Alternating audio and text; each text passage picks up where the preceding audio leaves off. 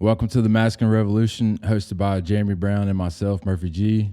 This is episode number 58 with Eddie Ayers. Hey, how's you everyone coming doing? on, man. Oh, thanks for having us on. Yes, sir. Yes, sir. We also got the great Alan Black with us, Matt and James in the back.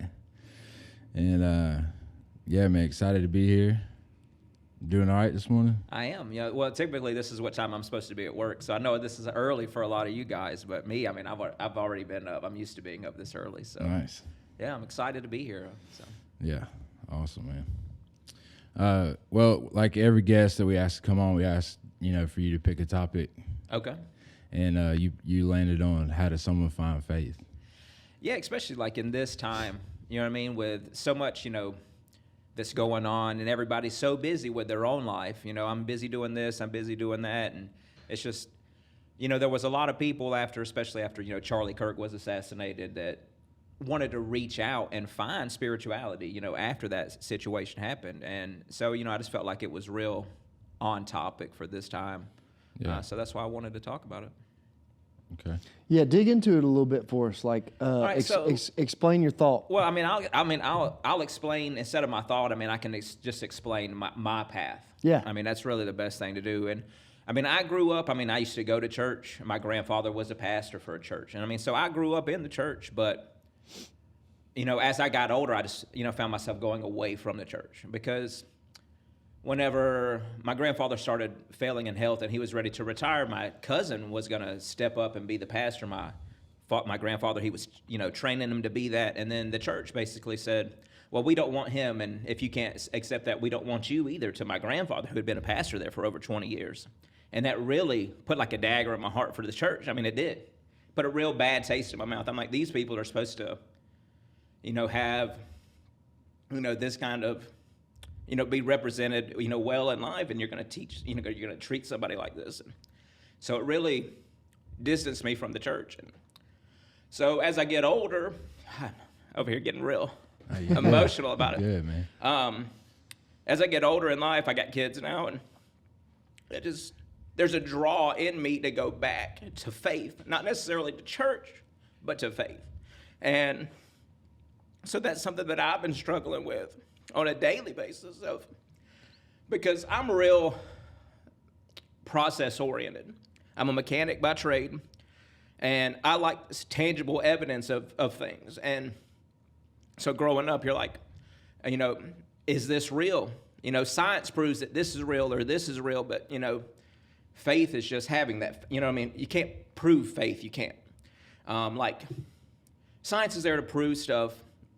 And faith is just there. It's just hard to explain sometimes. And so as I was growing up, and after that happened with the church, that just really was like, what's really good and what's really not. And so I just pushed it away, pushed it back, and I've been trying to find that.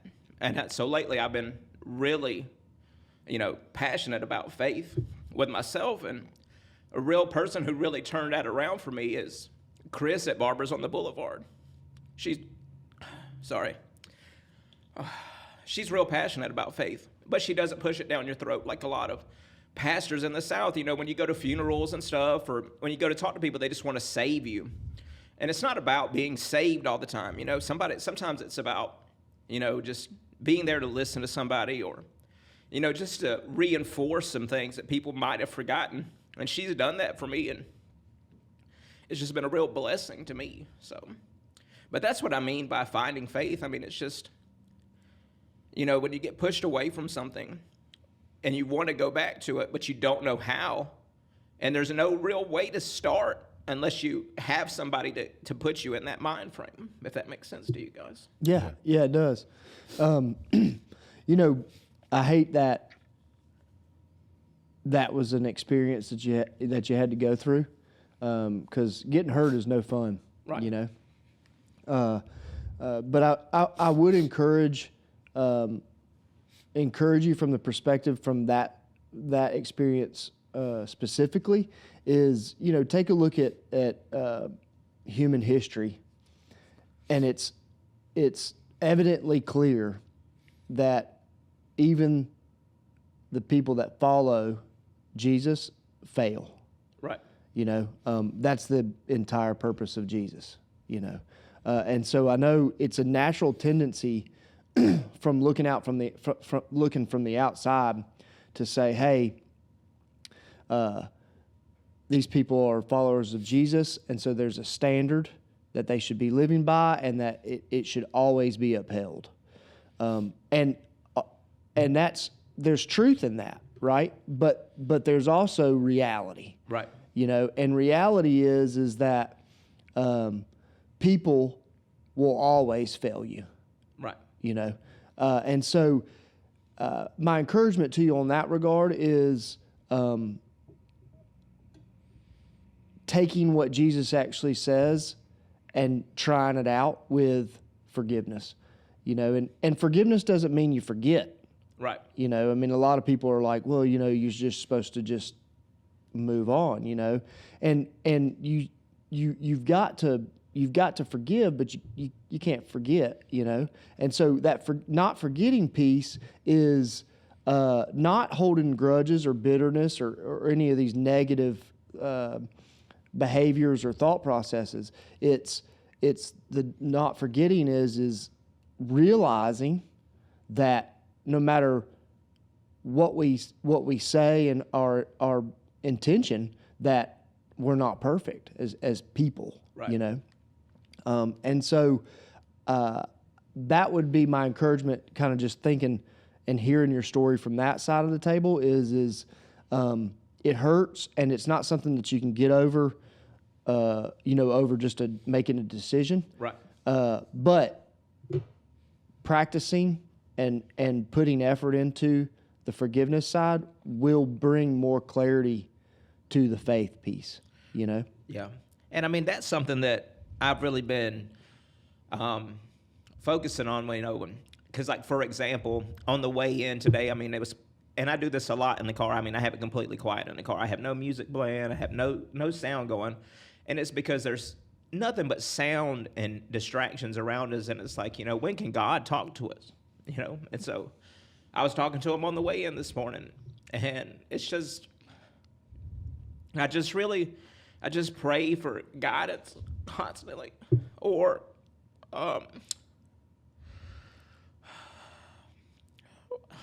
trying to figure out. I'm trying not to cry this whole time too, but it's just, I mean, that's what I try to focus on now, is just guidance, and Jesus talks about, we're our own tabernacle, and so I got to have the faith in me before I can put the faith in everybody else. And so, again, this is what I'm struggling with. Yeah. Well, I think you're not alone. Right. I think, look at the world around us, like it's in constant behavior of, I need help. Right. And so I think that's completely normal.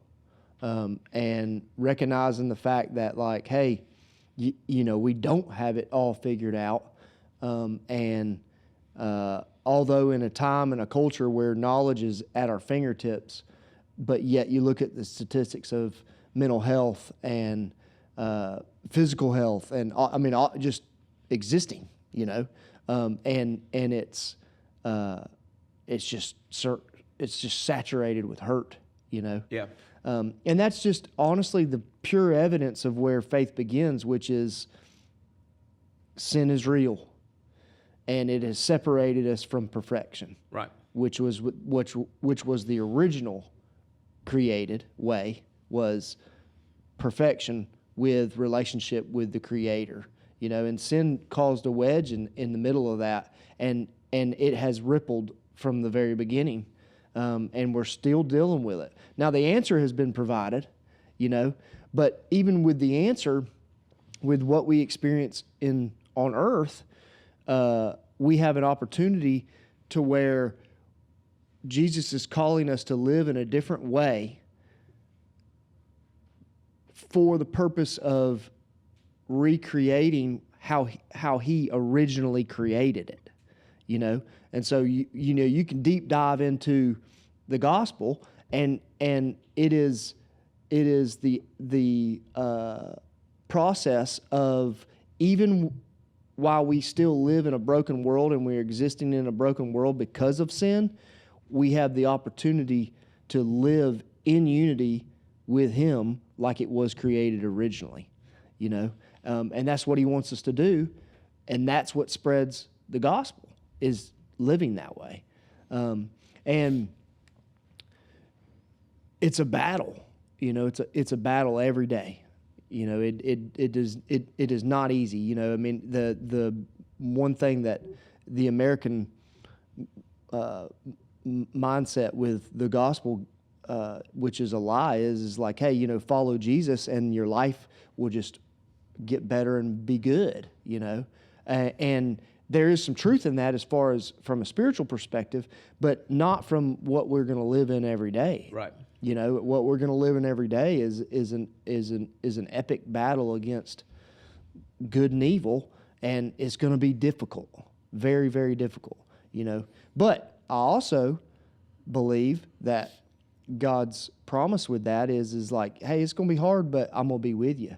You know, and then that's the peace that's like, hey, the peace that passes all understanding. That's it. Like, when it's difficult, you can still sit in a seat and be like, hey, he's got me, you know, and that doesn't make sense to most, because you look at the circumstances and it's questioned or challenged, where it's like, how can you know, a God who loves us, allow that to happen, you know, in a negative circumstance? And the answer is sin. You know, that's why, you know, but it doesn't change what He has done, which is send His Son to die and take the atonement for us, so that we can experience eternity with Him forever. You know, so you know, it's a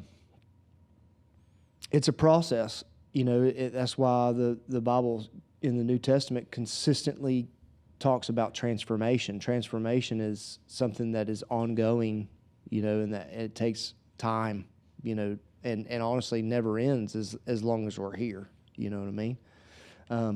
But you know, you mentioned like, hey, how do you find that? How do you get the guidance? You know, and I think that like your what you've shared with, hey, I'm constantly in conversation asking for help, like that's a wonderful step, you know, because here's what I can also tell you is that over and over and over and over and over, He pursues after us for relationship from the very beginning.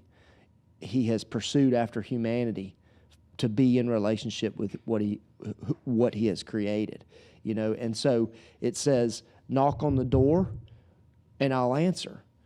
That's a promise. So seeking after Him, He'll show you Him, you know. Right. We're here. We're having a conversation about Him. Right. You know. And that's because, like, hey, you spoke with Murphy and you said, hey, what's the topic? And you said, hey, how to find faith.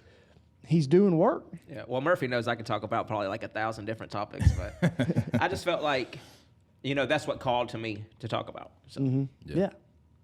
Yeah. What else, like, do you see as far as just in your experience, like, what are some contributing hurdles that seem to be difficult to get over?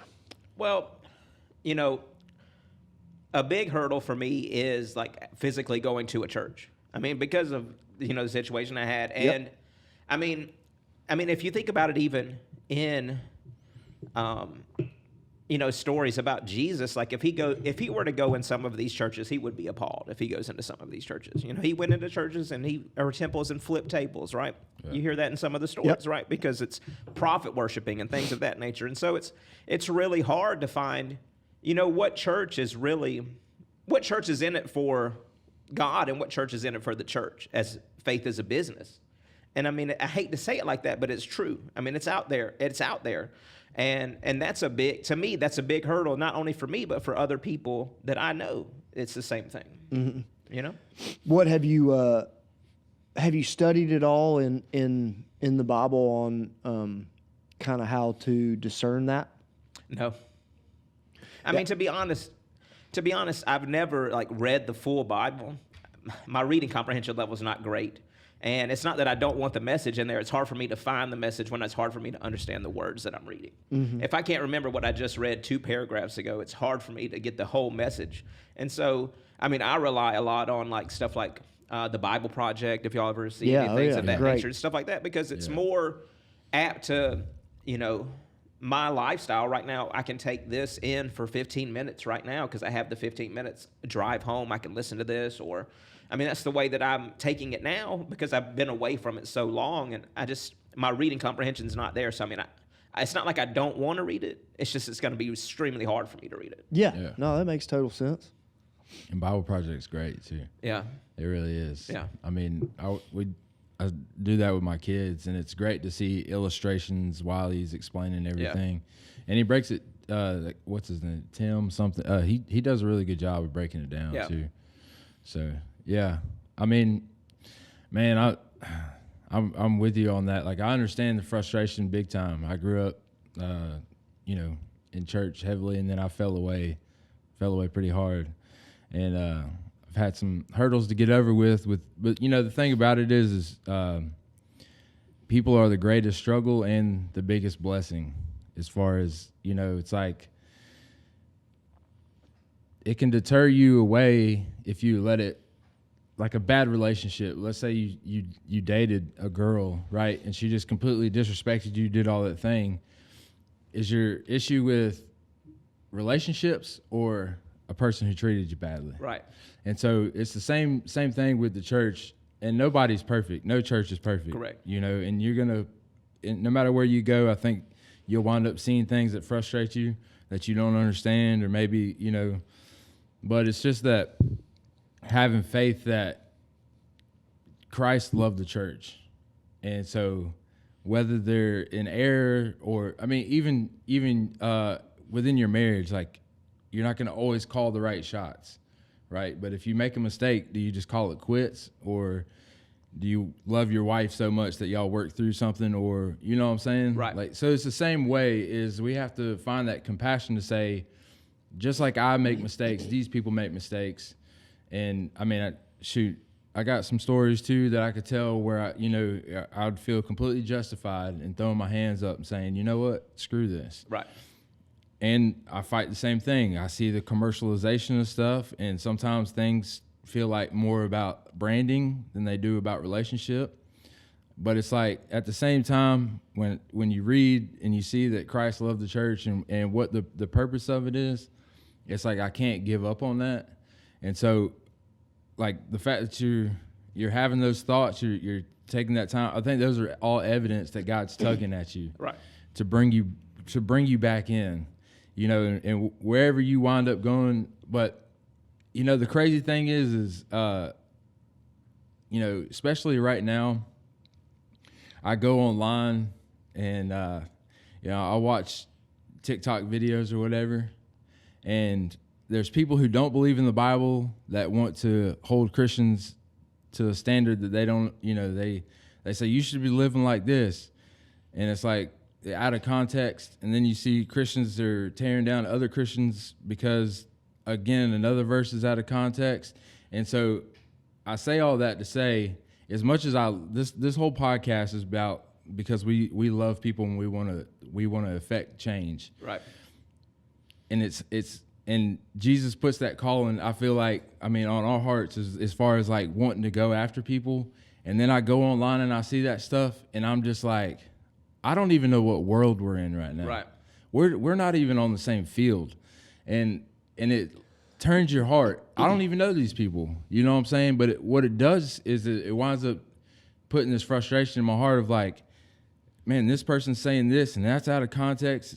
And then he's defending it. It's not, nobody's right on there. You know what I mean? And it's like, all I'm saying is in a world where there's all this confusion and hatred, and you see people just justifying just wrong takes with the Bible and misusing it.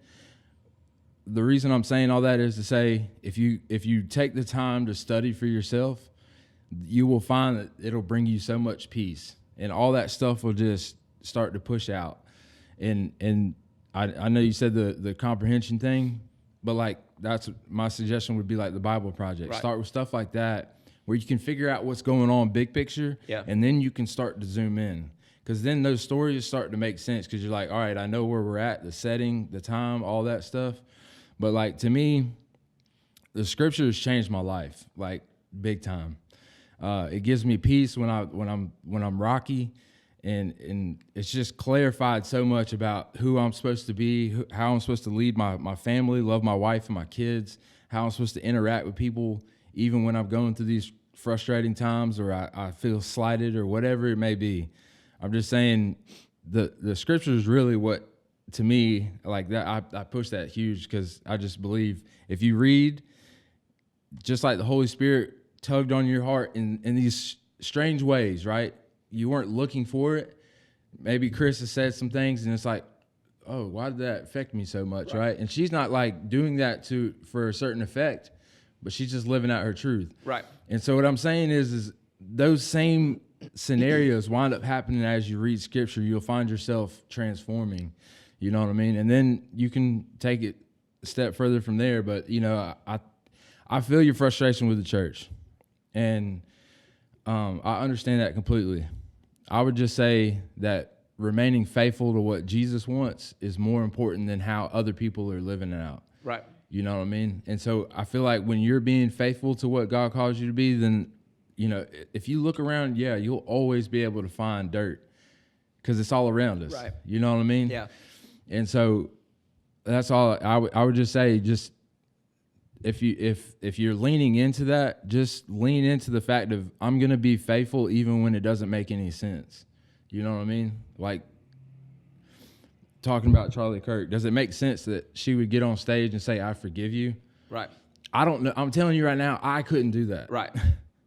You know what I mean? Yeah. I like 3 days after if my wife was assassinated in front of everybody, Yeah. y'all wouldn't see me for 6 months. Yeah.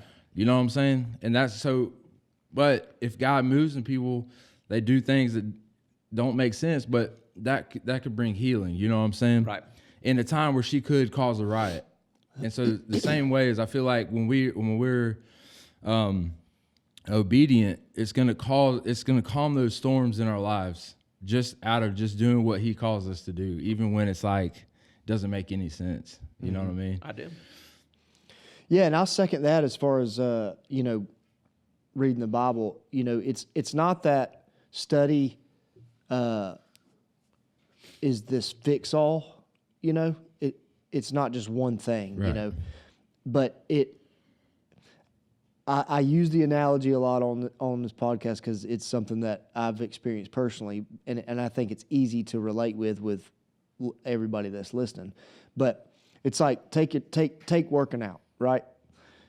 If you show up and you hadn't been in the gym for 6 years, you know, and then you're going to go in there and be like, I want to bench 350 pounds, you know, and then you go lay on the bench and you put 350 on it and you lift it up, probably can't push it off your chest, Right. you know, and so studying and your relationship with Jesus is the exact same way. Like sometimes we get in this mindset to where like, you know, like reading comprehension, you know, like you said, hey, it's challenging for me, right?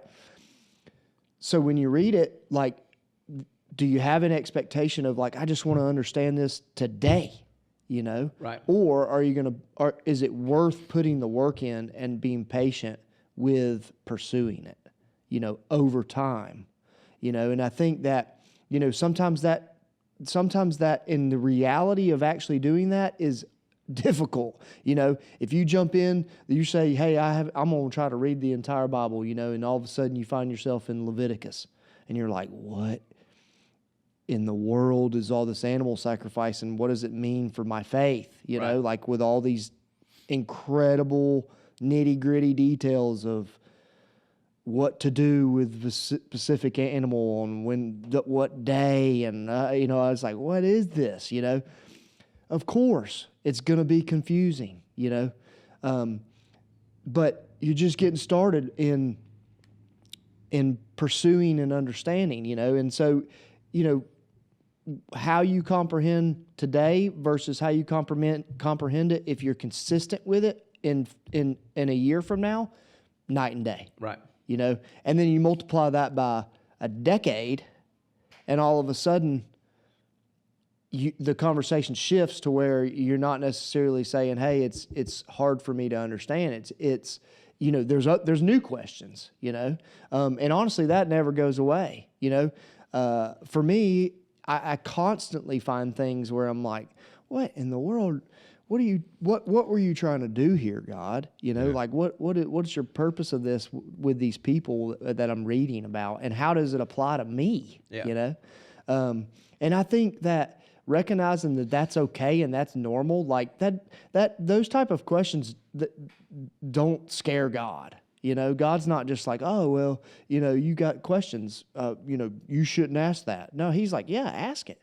You know, ask it. Sometimes the answer he'll tell you, or he'll reveal it to you. Sometimes there will be no answer, and you'll never get the answer until you're with him. And then I believe that you'll walk into his presence and you'll be like, I get it, you know? Yeah. But it's understanding that we can't necessarily comprehend because we are created beings, and there's a beginning and end to everything that we see in what we're experiencing now, you know, where for him, there is no beginning and end.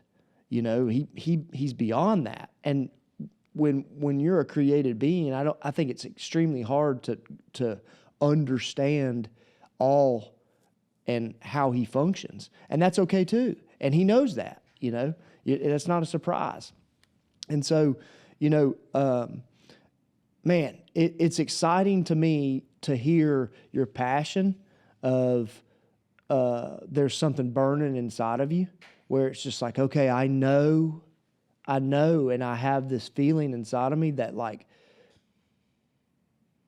there's something to Jesus, and I know I want it, but I just necessarily don't know the right steps. You're right. You're taking them with what you're sharing with us this morning. You're taking them. Yeah. You know, I would say it's important to get involved with a local church. How do you find a local church that you know that you can trust? There's only one way. You got to go. Right. You know, and you can judge it by the fruit. Now, that's a churchy little sentence, right? What judge by what? Fruit, grapes, you know? Yeah. Like, no, like by fruit is actions lived out consistently over time. Now, again, we've already touched on churches, like you're not going to find a perfect one. Right. So don't be surprised when you see fallacies, but what you want to see is a consistent effort of, regardless of the fallacies are transparent and nobody's trying to hide something, but there's a constant pursuit of becoming more like Jesus. Right. You know? And you can see that. You can see that in the way that people behave and the way that they embrace you and the way that they love you. You can see those fruits. And it might not be, you might not be able to tell, you know, to pick up on it just by one time. You know, I mean, rarely in anything that we do in life as human beings, one experience defines the character or who it is. Right.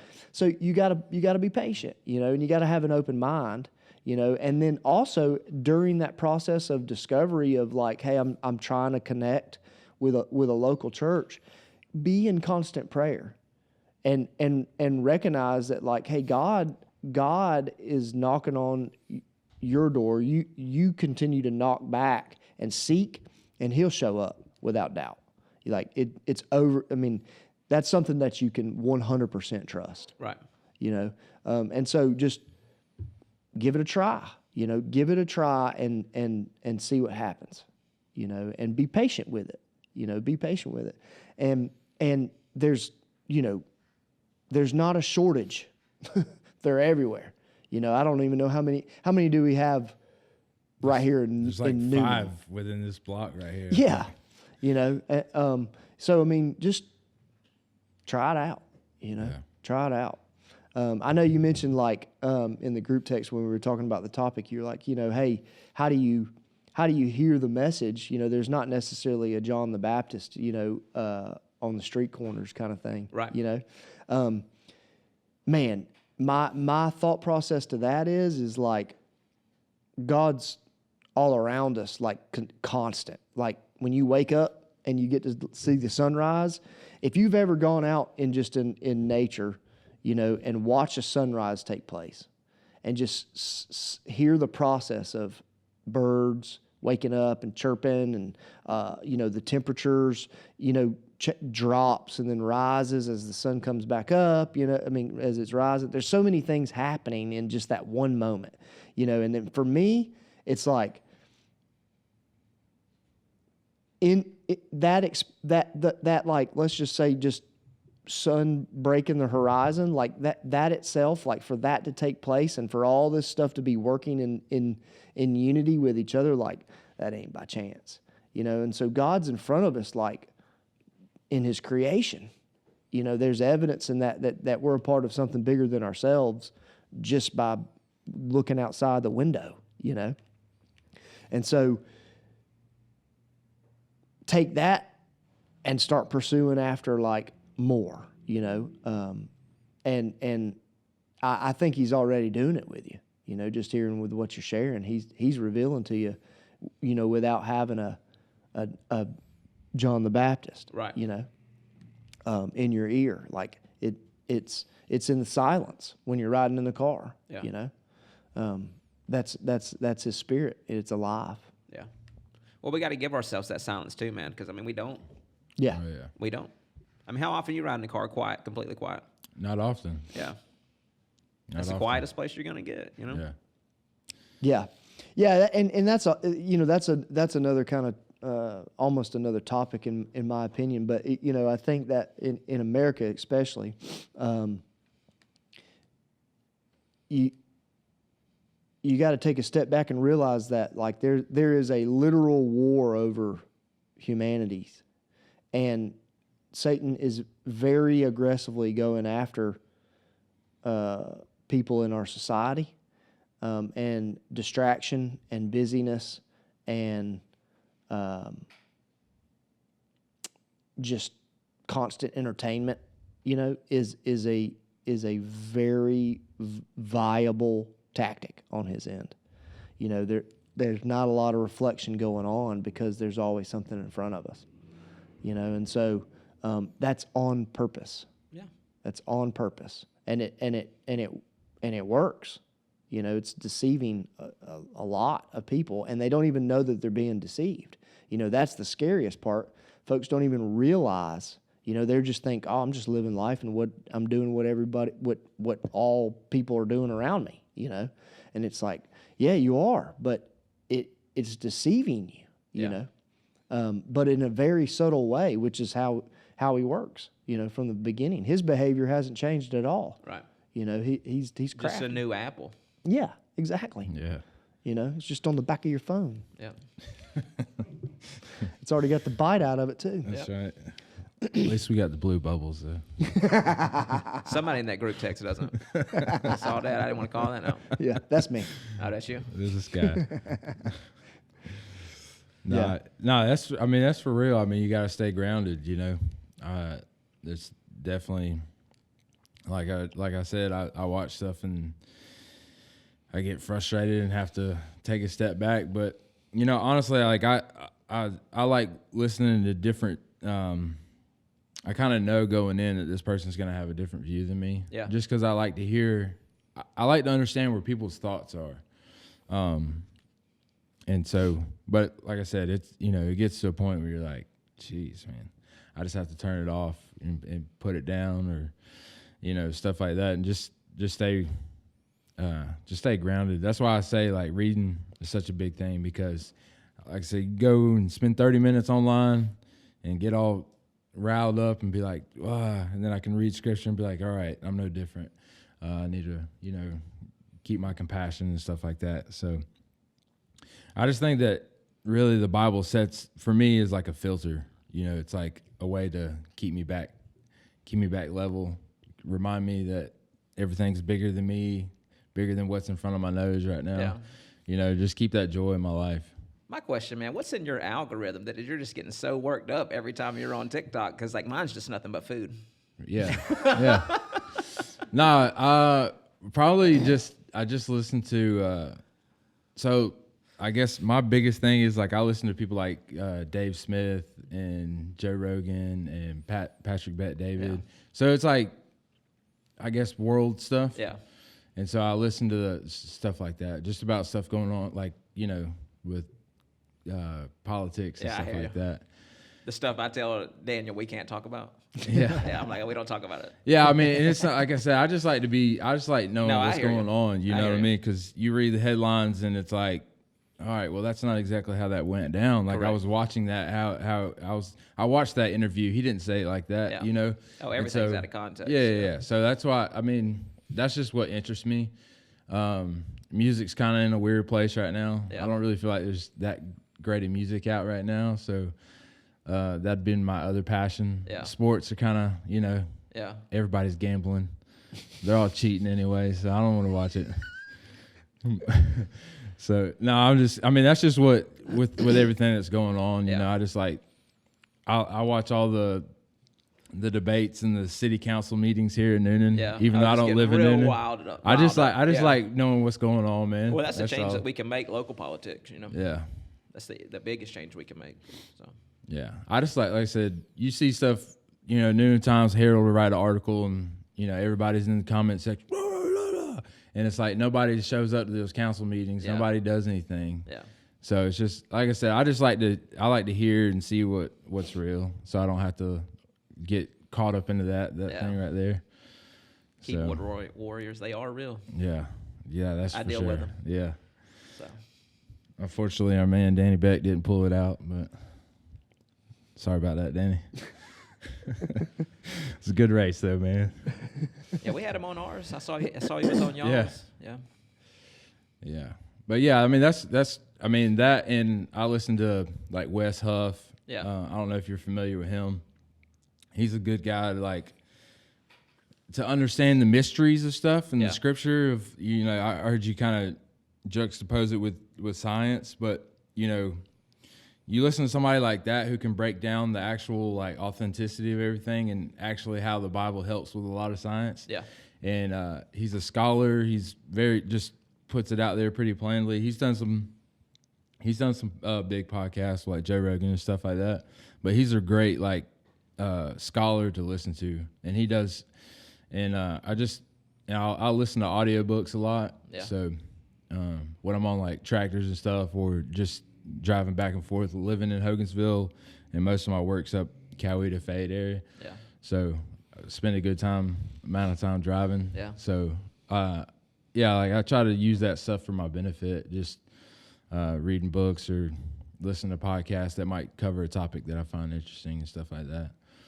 But like I said, I always try to keep the filter on of, can I read this in the Bible and see what he's saying? Nope. All right. Yeah. They're misusing it. People do it all the time, I mean, the latest was the SNAP benefits, and then people were saying Jesus fed the 5,000. And I'm like, how in the world do you correlate a one-time thing with a government policy? Right. And it's like, it just doesn't make any sense to me. So that's what I'm saying is, but if somebody who's never read, they'd be like, yeah, that's right. What's wrong with these Christians, Yeah. And it's like, it's not the same, But like I said, those are the kind of things I just like being able to, I have a lot of friends who aren't believers. And so I try to kind of gather my intel about like, all right, what kind of train of thought are they coming from? Because I was raised up in church. My parents are both, practicing Christians and good people. And so I came from a different situation than a lot of people. Solid household, and so when I hear the certain things and I know there's like rhetorics and stuff, I just like to understand, because that's, to me, it's like I don't want to force nothing on you. Right. I want to understand where you're coming from so I can walk with you to get you to a place of peace. Right. Because that's really what it's about. Right. That's and you can see it in the way that people are stirred up. It's like it's not really whatever they're screaming about. There's a struggle going on. It's a spiritual war that manifests itself in government policy or this or that or this or that. Why would you get on the internet knowing you ain't going to change nobody's mind? You know, that's why I don't argue with anybody in the comment section, but it's like, you're not going to change anybody's mind, but these people will still do it. Yeah. And I know why. It's because you want to be heard, you know, and there's a deeper sadness inside of you that's coming out like this. You know what I mean? And so that's where, to me, I just like I like to understand where people are coming from. So I think that's where my algorithm might be like that. I gotcha. I kind of seek it out so I can get beat up a little bit. Yeah. Yeah. Yeah. Any other challenges come to your mind, like when after what we've already discussed with the faith side of things? No, I just I just keep reaching out, and that's really it. That's all I can do. Yeah. Like if I have a situation going on, I'll say, hey, I don't ask for an answer. I ask for guidance in that, or help me get through this by doing this. I don't say, hey, give me the answer for this. I'm trying to get him to help me work out why he put me in this situation, because there's a reason that he put me in that situation. So Yeah. I mean, that's just struggle every day. So Yeah. I know that's right. Do you think that as you've walked through this process of just discovery and kind of opening the doors back up, since you've had an open mind with like, all right, I know that it's probably something that should be in my life. Yeah. Have you noticed any results internally on that? I mean, I think that I have gotten to a place to where I'm in a lot more calm place than I used to be. Like, I don't have the stresses that I used to have, because a lot of it's stuff that I can't control, and the stuff that I can control, I ask him to help me control. So that's all I can do. Yeah. That's good. That's good, man. Well, I'm excited. I'm excited for you to to be pursuing him. Yeah. Because it's an incredible experience. To have the Creator and a relationship with Him. It's something that I really can't put into words and give it justice. Other than it's the answer. Yeah. And so all the questions, all the struggles, all the challenges, they still will exist, and you will still have experiences of negativity throughout life. But if you have a relationship with Him, there's an unexplainable side of just peace. Even when you're amongst chaos. Right. And you see the hurt and you see the pain all in front of you. And it doesn't necessarily, like, when that chaos and that pain is present and it's right there, it doesn't necessarily take it away. Like, the circumstances are still the circumstances.